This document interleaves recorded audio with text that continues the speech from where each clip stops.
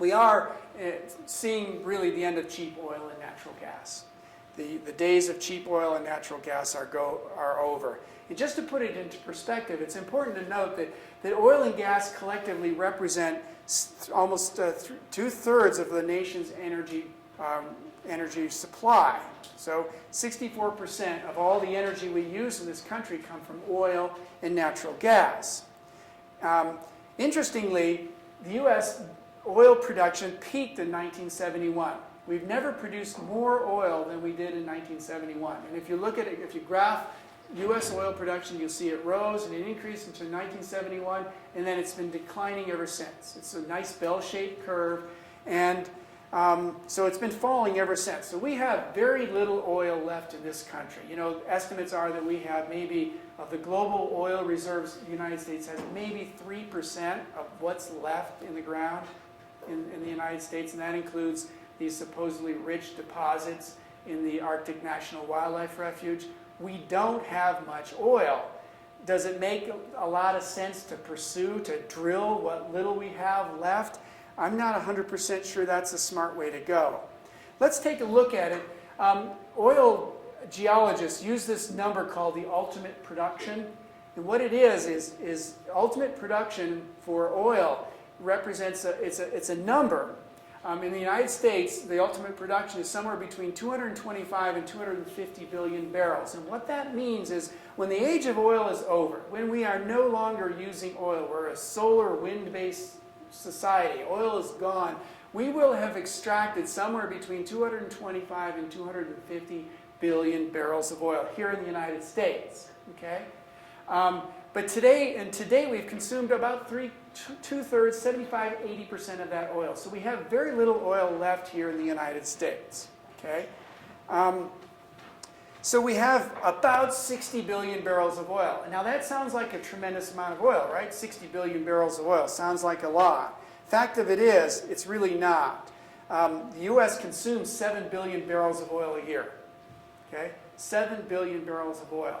A lot of that goes into the transportation sector to make jet fuel, to make diesel for cars and trucks, to make gasoline, but some of it goes into home heating oil. A lot of it goes into the chemicals that we use. All plastics come from oil. Drugs come from oil. Most medicines are made from chemicals extracted from oil.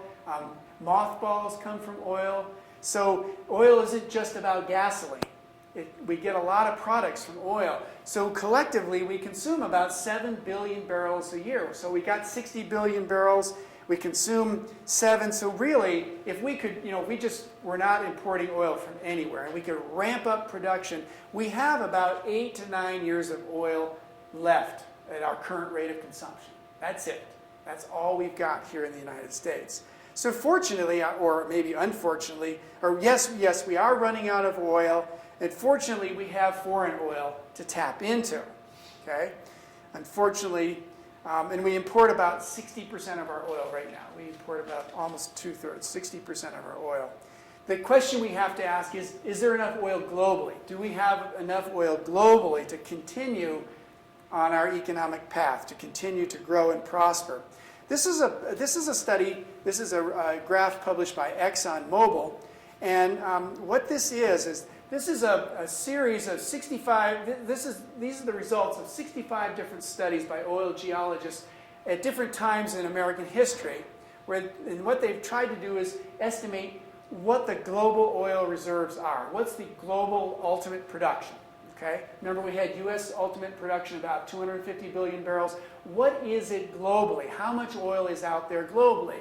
And the averages, you can see, or the numbers vary depending on who did the study, but it's about 2,000 billion barrels, 1.93 terabarrels. But the easiest way to remember is it's about 2,000 billion barrels is the best estimate of global ultimate production. So in other words, when the age of oil is over in 30 to 50 years, when it's gone, there'll be oil left somewhere, but it won't be economical to extract. It might be in 10,000, 10-mile deep reservoirs.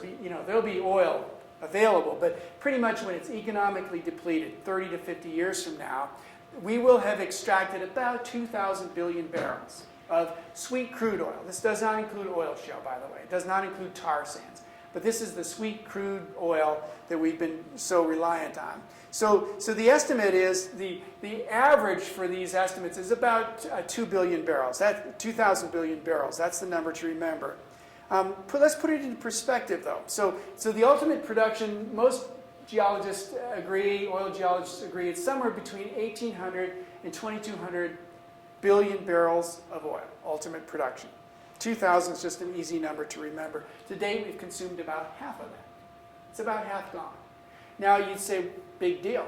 You know, what's the problem? You're driving along, your car gets to half. You've still got plenty of gas, right?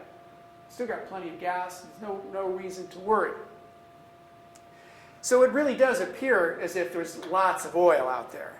But I want to point out that appearances can be very, very deceiving. Even though we have lots of oil, we're consuming it at breakneck speed. I mean, we're consuming oil at an extraordinarily rapid rate. Oil will be around for a while. There's no question about it. But it's not when we run out of oil it's important. It's not important that we'll run out in 30 years or 50 years. What's more important is when global oil production peaks. When we get to that point where we can't produce anymore and the production starts to decline. Okay? That, from an economic standpoint and from a social standpoint, that's what's more important than when we actually run out. Okay? Why is that?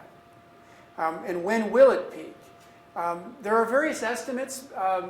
Most of the world's geologists, oil geologists, believe that we're going to peak global oil production is going to peak somewhere between 2004 and 2015. You say, no, wait a minute, Dan, this is 2008. Well, we may have already peaked.